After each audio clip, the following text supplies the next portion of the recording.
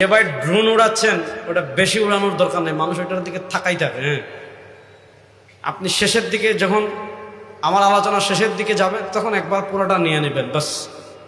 এটা যেহেতু জনসভা না, ড্রোন শট বেশি নেওয়ার দরকার নাই। আমাদেরকে সারা দেশের মানুষ এমনিই চিনে, ড্রোন ভিডিও লাগবে না, সমস্যা নেই। আপনার ড্রোনটা নামাই ফেলেন, আলোচনায় ডিস্টার্ব করেন না। হ্যাঁ, রাসূল করিম সাল্লাল্লাহু আলাইহি ওয়াসাল্লামের সিরাতুন নবী সাল্লাল্লাহু আলাইহি ওয়াসাল্লামের মাহফিল। আজকে খুব তিতা কিছু কথা বলবো আপনাদের, সহ্য করতে পারবেন তো ইনশাআল্লাহ? নোয়াখালীর মানুষ কথা বলে না, সহ্য করতে পারবেন তো ইনশাআল্লাহ? শুনেন, আজকে আমাদের সমস্যা কি? আমরা ওয়াজ শুনতে চাই আসমানের উপরে, মাটির নিচে। আরে ভাই, আপনার আসমানের উপর ঠিক হবে, আপনার জমিনের নিচ ঠিক হবে যদি দুনিয়া ঠিক থাকে। আপনার দুনিয়া ঠিক নাই, বিশ্বাস ঠিক নাই, আমল ঠিক নাই, চেতনা ঠিক নাই, রাজনীতি ঠিক নাই, আদর্শ ঠিক নাই, আপনি জান্নাতে যেতে চান এত সহজ মনে করেন না? ফাইজলামের তো একটা সীমা থাকা দরকার। কথা ভালো করে বুঝবেন। আমরা বিশ্বাস করি আমাদের আকীদার একটা গুরুত্বপূর্ণ পাঠ হলো আমাদের রবকে। জোরে বলেন না, আমাদের রবকে। জোরে বলেন না, আমাদের রবকে। দেখেন, কোরআনুল কারীমের জায়গায় জায়গায় আল্লাহ তাআলা নিজে তার পরিচয় মানুষের কাছে তুলে ধরেছেন। ইসলামের প্রথম ওয়াহী ছিল ইকরা বিসমি রাব্বিক, পড়েন আপনার রবের নামে। রবের পরিচয় কি? আল্লাহ তাআলা পরে নিজের পরিচয় দিচ্ছেন। রবের পরিচয় আল্লাযী খালাক, যিনি সৃষ্টি করেছেন। এজন্য যিনি সৃষ্টি করতে পারেন, যিনি রিজিক দিতে পারেন, যিনি মৃত্যু দিতে পারেন, যিনি মৃত্যুর পর আবার পুনরায় সৃষ্টি করতে পারেন, তার নাম রব। তার নাম কি? আমাদেরকে সৃষ্টি করেছেন কে? আমাদেরকে রিজিক দেন কে? আমাদেরকে মৃত্যু দিবেন কে? আমাদেরকে মৃত্যুর পর আবার পুনরায় সৃষ্টি করবেন কে? আপনি কোরআনুল কারীম যদি পাঠ করেন দেখবেন আল্লাহ তাআলা কোরআনুল কারীমের জায়গায় জায়গায় নিজে তার পরিচয় তুলে ধরেছেন। আল্লাহ তাআলা নিজে তার পরিচয় তুলে ধরতে গিয়ে বলেছেন আল্লাহুল্লাযী খালাকাকুম। আল্লাহর 1 নম্বর পরিচয় সৃষ্টি করেছেন। আল্লাহর 2 নম্বর পরিচয় সুম্মা রাযাকাকুম, আল্লাহ রিজিক দিয়েছেন। আল্লাহর 3 নম্বর পরিচয় সুম্মা ইউমীতুকুম, আল্লাহ মৃত্যু দিবেন। আল্লাহর 4 নম্বর পরিচয় সুম্মা ইউহয়ীকুম, মৃত্যুর পরে আবার তোমাদেরকে সৃষ্টি করবেন আল্লাহ। এরপর যারা মূর্তিকে রব মানে, এরপর যারা তারকাকে রব মানে, এরপর যারা সূর্যকে রব মানে, এরপর যারা পাথরকে রব মানে, এরপর যারা আগুনকে রব মানে, এরপর যারা নেতাকে রব মানে, এরপর যারা নেত্রীকে রব মানে, আল্লাহ তাআলা তাদেরকে উদ্দেশ্য করে বলেছেন হাল মিন শুরাকাইকুম মান ইয়াফআলু যালিকা মিন। এই তোমরা যারা তারকার ইবাদত করো তারা সৃষ্টিও করতে পারবে না, তোমরা যারা মূর্তিকে রব মানো তারা সৃষ্টিও করতে পারবে না, রিজিক দিতেও পারবে না, মৃত্যুও দিতে পারবে না, মৃত্যুর পর আবার পুনরায় সৃষ্টিও করতে পারবে না। তাহলে তোমরা যাদেরকে রব মানো তারা 4টা বিষয়ের কোনোটাই করতে পারবে না। এই 4টা বিষয়ের 4টাই একমাত্র করতে পারেন কে? আল্লাহ। এই 4টা বিষয় একমাত্র করতে পারেন কে? আল্লাহ। এজন্য আমরা বলি আমাদের রব কে? আল্লাহ। দেখেন, আল্লাহকে মানলেই রব মানা হয় না। খুব মনোযোগ দিয়ে কথা বুঝবেন। আল্লাহকে আমরাও মানি, আল্লাহকে ইহুদিরাও মানে, আল্লাহকে খ্রিস্টানরাও মানে, আল্লাহকে ক্ষেত্র বিশেষে হিন্দুরাও মানে, কিন্তু তাদের মানা আর আমাদের মানার পার্থক্য আছে না নাই? আছে। ইহুদিরা বলে আল্লাহ ঠিক আছে, তবে আল্লাহ একজন না, আল্লাহ 2 জন। এজন্য তারা হলো দ্বিত্ববাদে বিশ্বাসী। অর্থাৎ গাছ থেকে গাছ হয়, মাছ থেকে মাছ হয়, কাঁঠাল থেকে কাঁঠাল হয়, গরু থেকে গরু হয়, ছাগল থেকে ছাগল হয়, মানুষ থেকে মানুষ হয়। তো ইহুদিরা বলে আল্লাহ আল্লাহর ছেলে উজাইর, আল্লাহর পাঠ। তারা আল্লাহর জন্য পাঠ সাব্যস্ত করেছে। ইহুদিরা হলো দ্বিত্ববাদে বিশ্বাসী, খ্রিস্টানরা হলো তৃত্ববাদে বিশ্বাসী। আল্লাহ কোরআনে বলেছেন লাকাদ কাফারাল্লাযীনা ক্বালু ইন্নাল্লাহা সালিসু সালাসা। যারা তৃত্ববাদে বিশ্বাসী তারা কাফের। খ্রিস্টানরা বলে আল্লাহ, আল্লাহর স্ত্রী মারিয়াম, আল্লাহর ছেলে ঈসা, এই 3 পার্ট নিয়ে আল্লাহ। এটা হলো তৃত্ববাদী। ইহুদিরা হলো দ্বিত্ববাদী, খ্রিস্টানরা হলো তৃত্ববাদী, হিন্দুরা হলো বহুত্ববাদী। ভারতে তাদের দেবতা হলো 33 কোটি, ভারতে তাদের খোদা হলো 33 কোটি। ভারতকে বলা হয় 33 কোটি দেবতার দেশ। হিন্দুরা বহুত্ববাদী, খ্রিস্টানরা তৃত্ববাদী, ইহুদিরা দ্বিত্ববাদী। আমরা বহুত্ববাদীও না, আমরা তৃত্ববাদীও না, আমরা দ্বিত্ববাদীও না, আমরা হলাম একত্ববাদী। আমরা আকাশ বাতাস প্রকম্পিত করে বলি লা ইলাহা ইল্লাল্লাহ। বলেন আমরা আকাশ বাতাস প্রকম্পিত করে বলি লা ইলাহা ইল্লাল্লাহ, লা ইলাহা ইল্লাল্লাহ, লা ইলাহা ইল্লাল্লাহ। আমাদের আল্লাহ এক। শাহাদাত আঙ্গুল তুলে বলেন আমাদের আল্লাহ এক।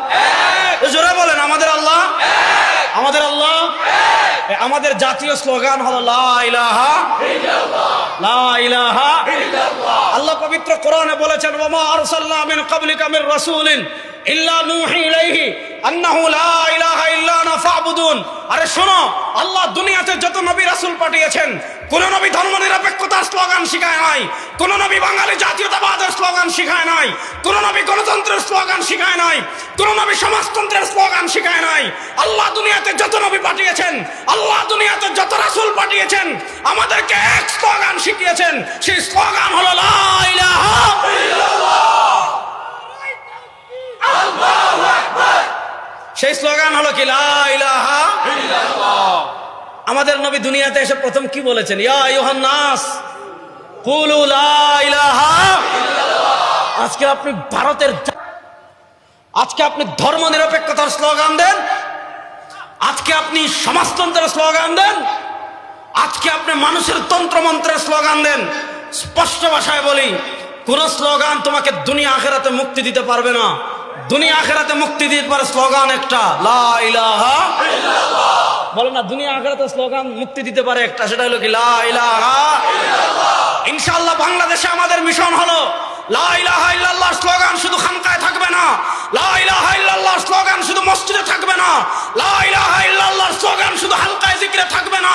ইনশাআল্লাহ লা ইলাহা ইল্লাল্লাহ স্লোগানকে সংসদে বিজয় করার জন্য প্রস্তুত আছেন না? না।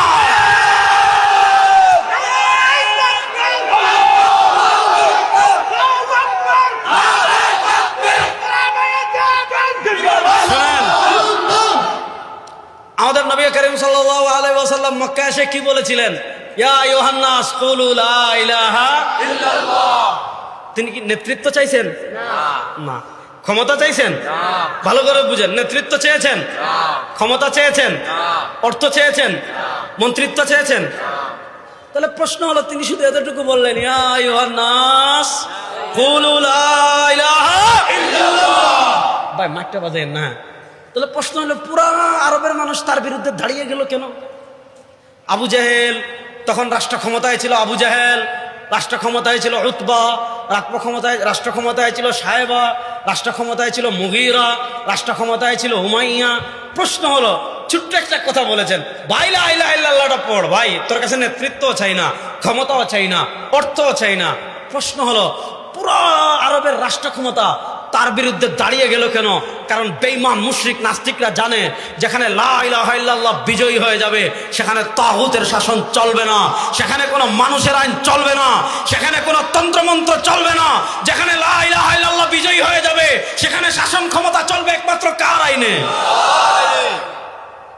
এজন্য যখন বাংলাদেশে আপনি খানকায় বসে লা ইলাহা ইল্লাল্লাহ জিকির করেন, আপনাকে মিষ্টি দিবে, আপনাকে জিলাপি দিবে, আপনাকে হাদিয়া দিবে। আপনি কারো বাপ মারা গিয়েছে, আপনি তার কবরে গিয়ে বলবেন লা ইলাহা ইল্লাল্লাহ, আপনাকে বাসায় নিয়ে দুপুরে ভাত খাওয়াবে, পকেটে 500 টাকার নোট থাকলে 500 টাকা দিবে।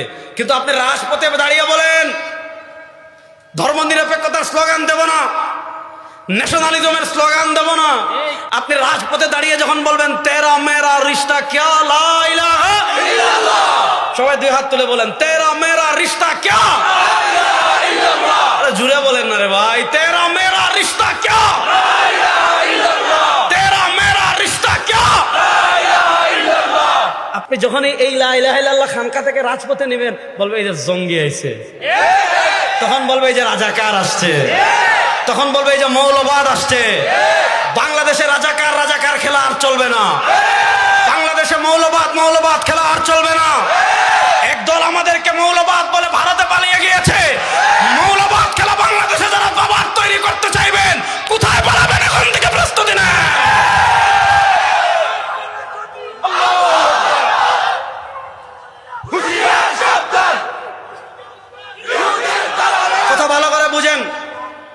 আমাদের নবী করিম সাল্লাল্লাহু আলাইহি ওয়াসাল্লাম দুনিয়াতে এসে প্রথম যে শিক্ষা দিয়েছেন সেটা হলো কি লা ইলাহা ইল্লাল্লাহ।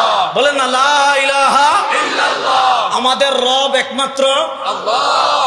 আরে আল্লাহর নাম আসতে বলেন। বলেন আজ থেকে 1 বছর আগে যদি সেনবাগ লাইলা যখন বলতেন জয় বাংলা, মানুষ বলতো না, ওই 17 থেকে শোনা যাইতো। ঠিক না বেটি? আল্লাহর আসতে বলেন আমাদের রব একমাত্র আল্লাহ। সবাই শাহাদাত আঙ্গুল আসমানের দিকে তুলে বলেন আমাদের রব একমাত্র, আমাদের রব একমাত্র আল্লাহ। এবার প্রশ্ন করলাম, আল্লাহকে কেউ দেখেছেন? দুনিয়ার চোখ দিয়ে দেখা সম্ভব? লা তুদরিকুল আবসার। হযরত মুসা আলাইহিস সালাতু ওয়াস সালাম আল্লাহকে দেখতে চেয়েছিলেন। আল্লাহ বলে লাং তারানি, না মুসা তুমি আমাকে দেখতে পারবে না। মুসা আলাইহিস সালামের অন্তর আল্লাহর ইশকে ভরে গিয়েছে।